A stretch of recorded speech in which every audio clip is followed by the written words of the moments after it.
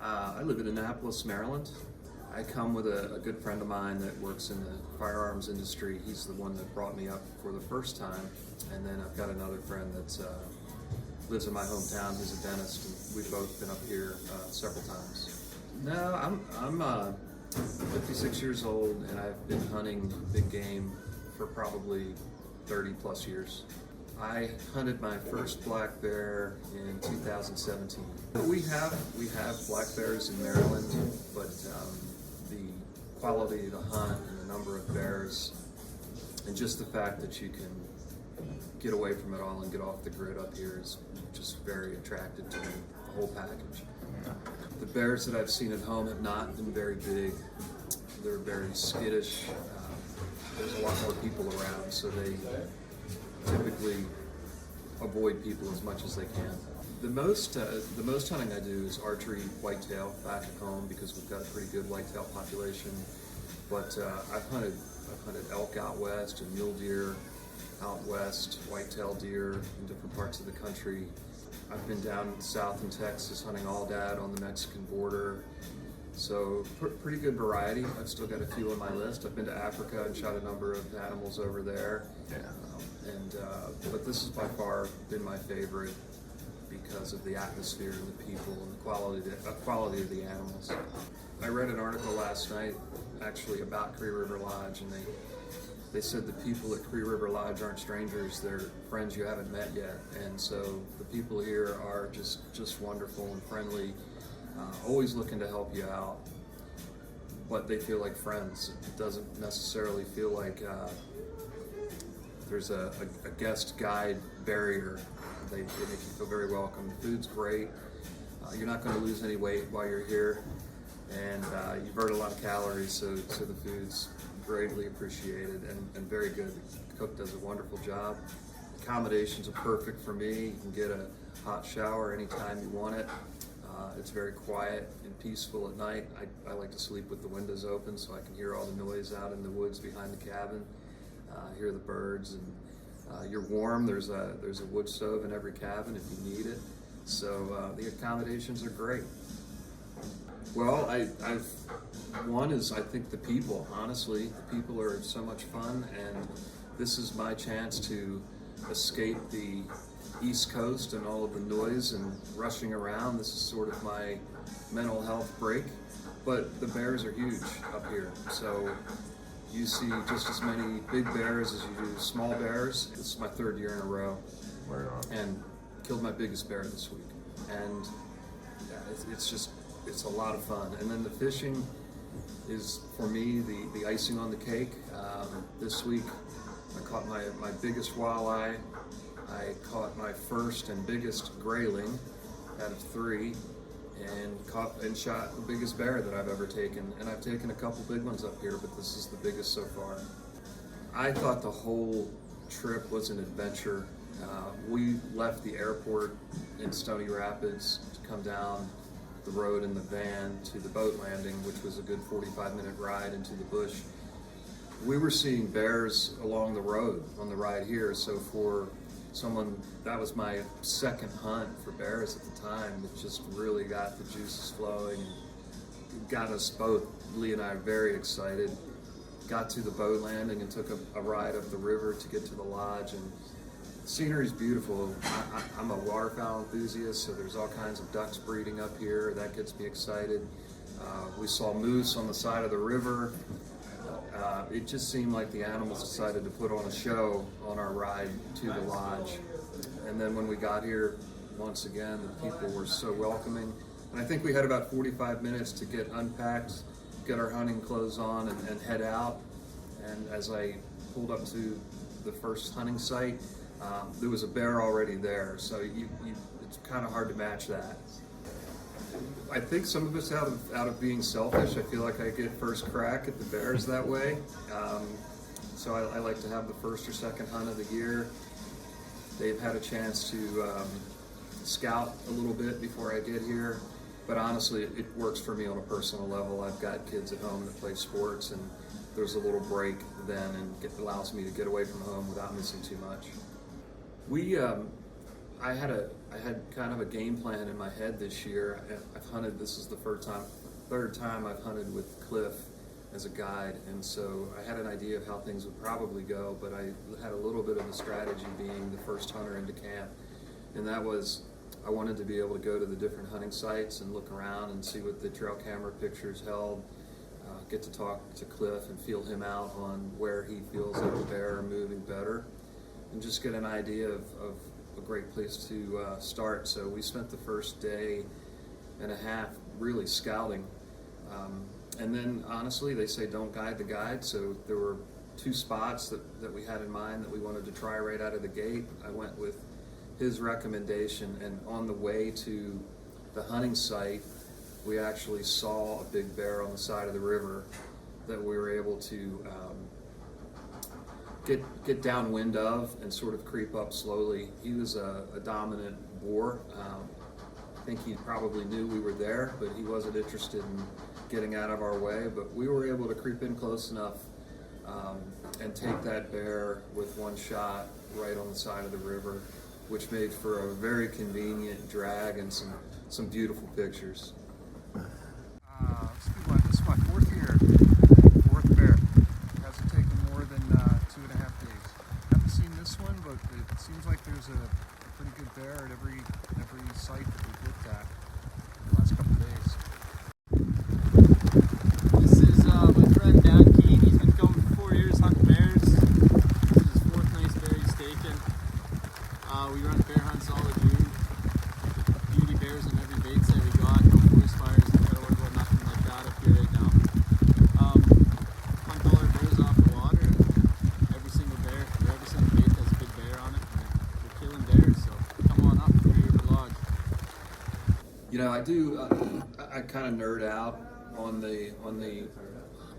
hunting in general. It's a passion for me. So before I come on the trip each year, I have some videos that I look at. I look at a lot of pictures, even some very basic instructional videos on how to judge bears, because they're tough, especially when you come from an area where you're not looking at them or running into them every day like I do. So what I like to look for me is I look for big, strong shoulders and arms. I look for not much separation between the neck and the shoulders, and then the neck and the head, so it you don't see a tapering there. The neck is about the same size as the head. I try to see how the ears look to make sure they're not pointy fox ears sitting up on top of their head. I like to make sure they're more looking like they're on the side of the head. If I'm close enough to look at them through binoculars, I'm looking for a bear that looks like its eyes are closer together because it's got such a big head. And then a lot of times when a big boar walks in, they come in with more of a swagger, typically very slow and confident, and more pigeon-toed, so that as they walk, they look like a guy that just had a big workout in the gym, showing off their muscles. So I look for those things, and then I also look for some body language to make sure that they do look confident. I look at how other bears react to them when they come in as well, if I have that opportunity. It's always helpful to have another bear there because it helps you judge size as well. Yeah, the weather up here, I know every year if I'm going to come in the beginning of June, I have to be prepared for wind and rain, maybe even some snow flurries, and then the next day might be 70 degrees. But the great thing about it is if you come prepared, you're fine. The water is such that you can always get out of the wind for the most part if you need to. And there is so much area to cover that if the wind's blowing hard, you just go a different direction. The guys are all very capable with boat handling and safety, so that means a lot to me too, honestly. They don't cut corners here when it comes to safety in the boats, and you feel very comfortable. They are always game to go out. There are some fishermen sometimes that will stay in bad weather. I typically put on all these hunting clothes we all invest in and try to head out. I shoot a Hoyt, but I've been archery hunting for longer than I care to admit. I feel like most of the bows probably shoot and are more capable than they shoot better than I do, and they're built better than anything I could hope for. So give a lot of credit to all those good bows. I had shot fixed blade broadheads up here on most of my hunts, but this year for the first time I went to a mechanical broadhead or an expandable, and I was really pleased with that. I feel like the expandables have come a long way in just the last 10 years, so felt very confident. The shots are close, so I think that having been here before, I practiced from 10 yards out to 30 and got very comfortable knowing that would probably be the range of my first shot. But I made sure I practiced enough to be comfortable at further distances, not for the first shot, but in case I ever needed to make a follow-up shot, I could do that. But you can feel comfortable that 25-yard shot is right in the wheelhouse. They set a blind up on the ground, so there is a barrier between you and the bears, but being on the ground gives it a real different feel. So I like that. If you're going to be that close to an animal, it's really cool to be on the ground and not looking down on them, and being able to really check them out before you take your shot. So I make sure I have a backpack. I pack some rain gear in the backpack. I pack an extra jacket, and typically have some layers with me that I can take off if I need to. Cliff is great. I think because Cliff lives in Canada year-round, he can take the temperature, the colder temperatures better than I can. So he typically brings a little bit less clothing than what I do. But I think if you come up here, you just want to be prepared for a variety of temperatures. The rain gear, sometimes even when it's not raining, is really nice to wear because it keeps the wind off of you on the boat ride. But it's pretty laid back. Breakfast is at 7. For us bear hunters, sometimes we'll show up a little bit after the fishing crew eats and have a cup of coffee and some breakfast and discuss our strategy for the day. And that might really entail going to check a bait or two, doing a little bit of fishing, catching some walleye or pike, and then heading out for what I like to do is a long sit. So if I can get on the stand early afternoon and stay for as long as I can stand it, which might be 8 or 9 hours in the past, I'll do that. But that gives you the opportunity to get in and get settled and really enjoy the whole outdoor experience. Cliff is great. He's got a great feel for the fish and where they're going to be, and he's really gotten some nice bear hunting experience under his belt in the last few years. And he's a guy you can trust, and he's very willing to please and anxious to please and make sure you're having a good time.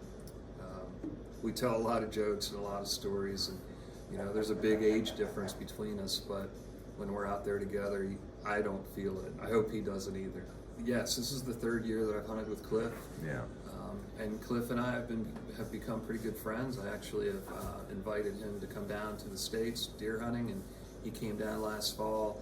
He's the kind of guy that just fits in everywhere. And when I brought him down to the States to meet my friends and hang out with my hunting crew, he fit right in, and then they loved him. But Cliff probably, I've fished my whole life, and I would say that his sense for where the fish are, how to catch a fish, is among the top 2 people I've ever fished with in my whole life, freshwater fishing. He's got a nose for it and a knack for it,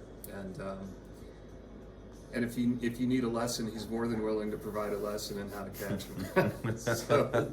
But I was happy this week because I caught the first fish before he did a couple of times.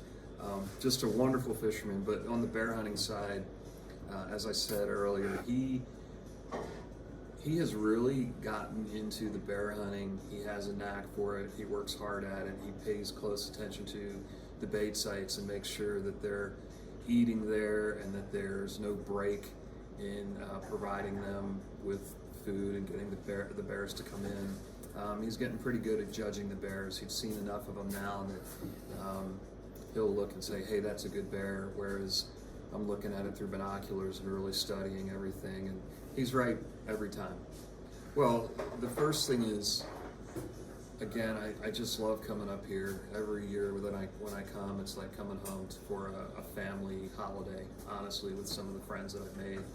So I have to say that first, and that comes in front of the success with hunting and fishing. But I killed my biggest bear ever, and it's a green score that the bear I shot with a bow will score in the Boone and Crockett record book, which is awesome. And that's the second one like that I've taken up here. So that's a first, and that's a personal best. I had never caught a grayling.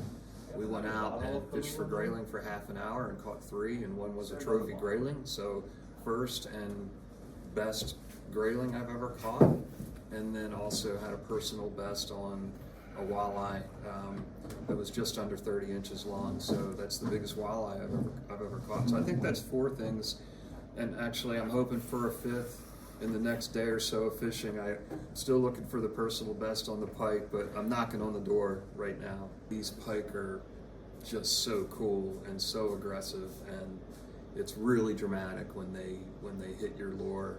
Yeah. And a lot of times they'll give you a second chance, so that's wonderful too. It's just a great place to be.